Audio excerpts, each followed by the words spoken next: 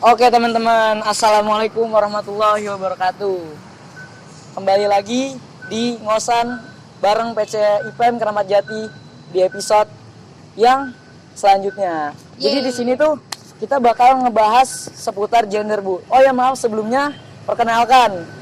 Ini adalah Bu Eliza. Beliau salah satu guru kemuhammadiyaan sekaligus pernah menjabat sebagai pimpinan pusat Ikatan Pelajar Muhammadiyah. Di bidang apa tuh Bu kalau boleh tahu?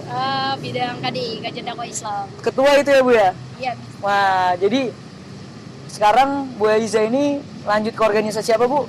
Sekarang Naisyatul Aisyah. Wah, berarti kita panggilnya Ayunda nih teman-teman. Oke Bu Eliza, jadi pada kesempatan kali itu kita bakal berdiskusi atau ngobrol santai mengenai gender Bu. Nah, jadi dari pembahasan gender ini kita lanjutkan lagi gitu Bu. Di sini saya mau nanya Bu, yang pertama, apa sih yang Ibu Eliza tahu mengenai kesetaraan gender?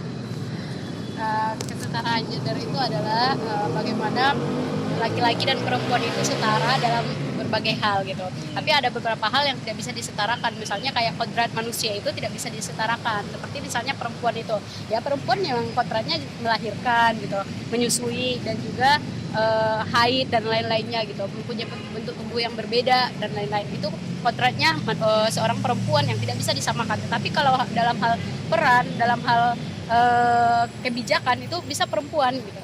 Jadi bagaimana posisinya laki-laki dan perempuan itu sama dalam kehidupan gitu. Kecuali yang kodratnya itu berbeda gitu, yang membedakan manusia.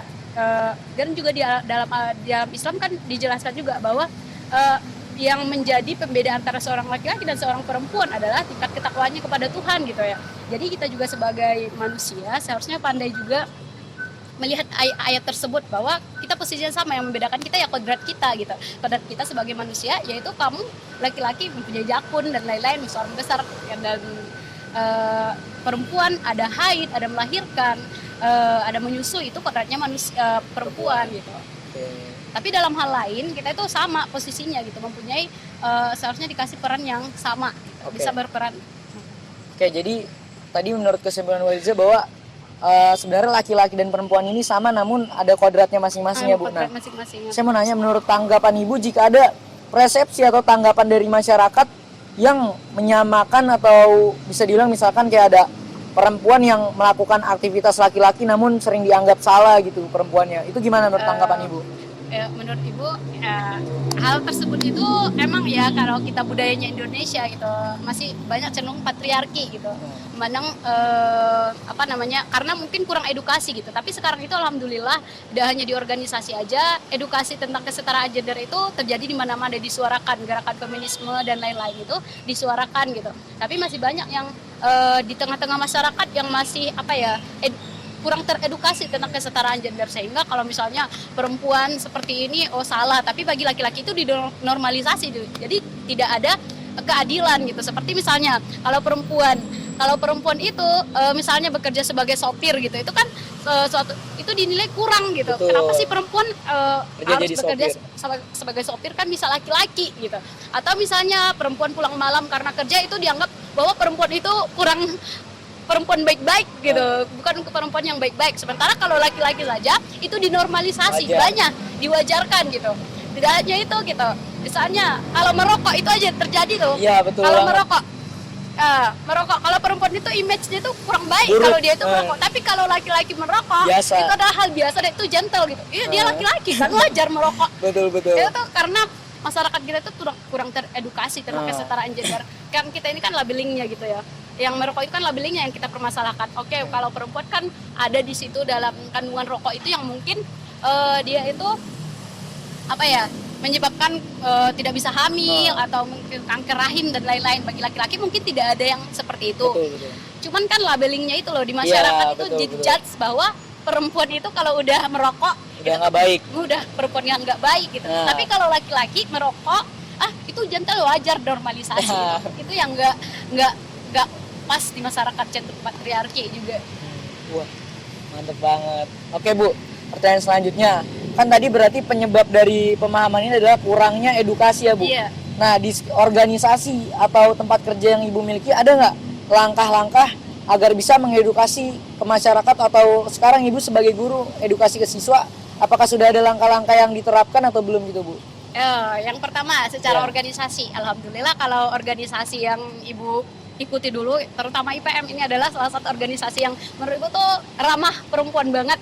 Karena dinilai dari beberapa pelatihan yang diadakan oleh Bidang Ipmawati, seperti kemarin itu se-Indonesia itu PCI itu bagaimana di dalam pelatihan PCI itu peer counselor ya, bagaimana melindungi kekerasan perempuan kekerasan perempuan, dan juga di situ dicerahkan tentang kesetaraan gender, bagaimana seharusnya perempuan dan laki-laki itu hidup berdampingan dan juga berperan yang sama gitu.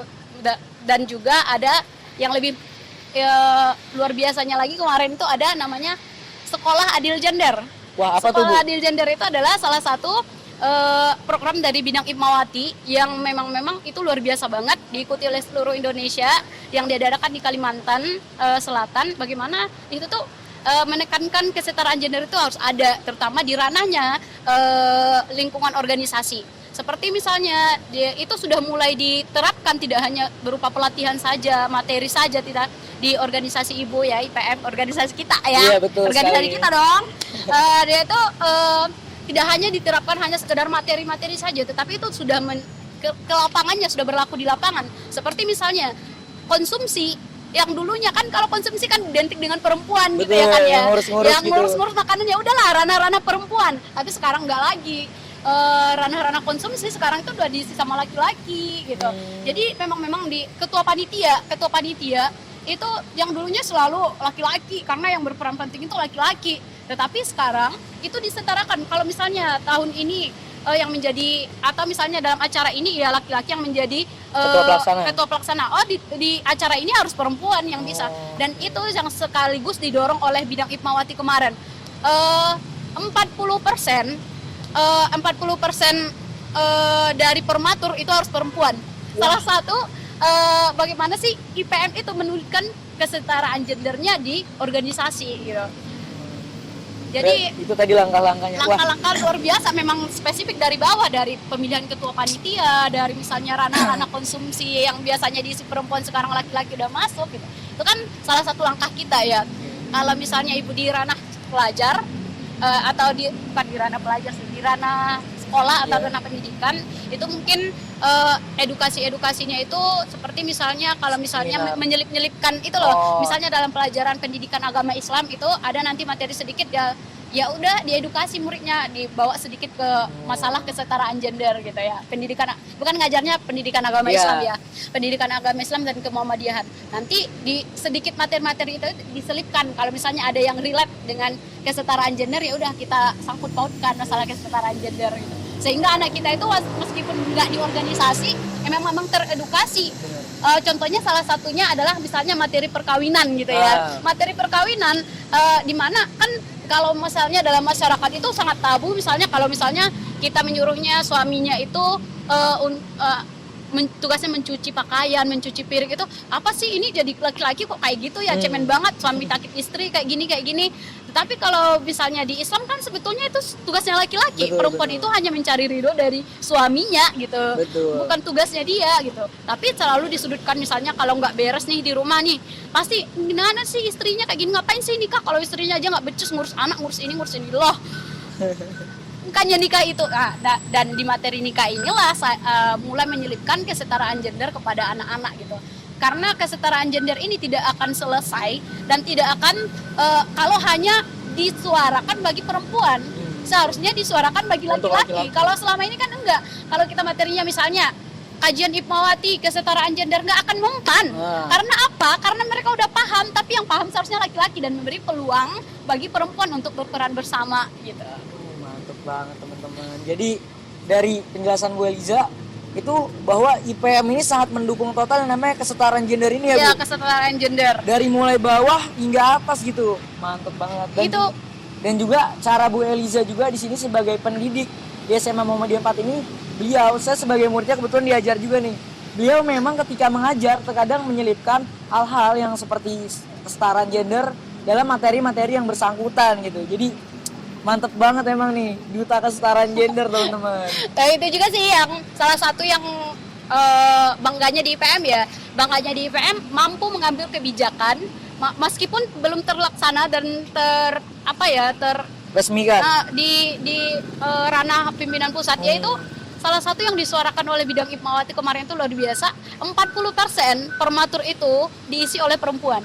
Wah, luar biasa banget. Itu juga seharusnya di ranting kita ini ya, SMA Iya. Muhammadiyah 1. Karena memang kalau kita lihat di ranting ini kesetaraan gender masih belum ini, Bu. masih belum, karena masih banyak perempuan, tapi ada juga sih yang perlinda kan masuk bidang perkaderan Iya. gitu, ketua bidang gitu, itu bagus, bidang Hikmawati gitu. Besok kalau bisa, kalau ada yang mampu itu silakan aja perempuan jadi ketua IPM. Bisa. Nggak ada yang ini, nggak ada Betul, yang betul. nggak, jangan pernah Pandang dijudge enteng. atau dia kalau dia perempuan ya kurang mampu memimpin dan lain-lain. Enggak, kita punya potensi masing-masing, punya kelebihan masing-masing, Punya dan kekurangan kita juga. itu punya tempat masing-masing gitu Oke, loh. oke. Punya ranah, ya harus dikasih peluang bagi perempuan gitu. Oke teman-teman, itu tadi penjelasan yang sangat berdaging atau bermakna banget dari Bu Eliza nih teman-teman. Mantep banget penjelasannya, dibahas tuntas hingga dari kesetaraan gender, pentingnya kesetaraan gender. Bahkan tadi disebutkan bahwa IPM itu benar-benar mendukung total ya Bu ya, Itu kesetaraan gender. terbukti dengan kebijakannya itu yang apa ya? 40% formatur. Yang iya, itu kan kebijakan ya. Yang itu tuh berani banget. Itu meskipun mendapatkan apa ya? Banyak Skala mungkin kritik ya. ya, terutama dari ini, kami kan dari ini kan sedikit perempuan, sedikit ini gimana dong kami menyetarakan dan lain-lain, tapi itu tuh bidang Hikmawati luar biasa sih mengeluarkan kebijakan seperti itu gitu, dan itu dibuktikan kemarin itu formatur banyak yang dari perempuan, dari PPIPM, Wow. dari bidang Luar lingkungan biasa, hidup luar biasa. itu perempuan, lingkungan ketua bidang kalau di masa ibu masih 4-5 yang jadi ketua bidang. Mantap banget teman-teman. Oke teman-teman, tadi kita sudah mendengarkan penjelasan-penjelasan yang sangat menarik teman-teman dari Bu Eliza. Tepuk tangan dulu dong untuk Bu Eliza. Untuk kita semua dong. Untuk kita semua. Wis. Oke Bu Eliza, mungkin sekian dari saya Bu. Maaf ya kalau udah mengganggu waktunya juga. Apa sering-sering aja. Wis. Oke teman-teman, mungkin sekian pembahasan kita pada video kali ini. Saksikan keseruan-keseruan di video ngosan selanjutnya. Mungkin sekian dari saya, kurang lebihnya mohon maaf. Nun wal qalami wa ma yasturun. Wassalamualaikum warahmatullahi wabarakatuh. Terima kasih banyak Bu Eliza. Ya,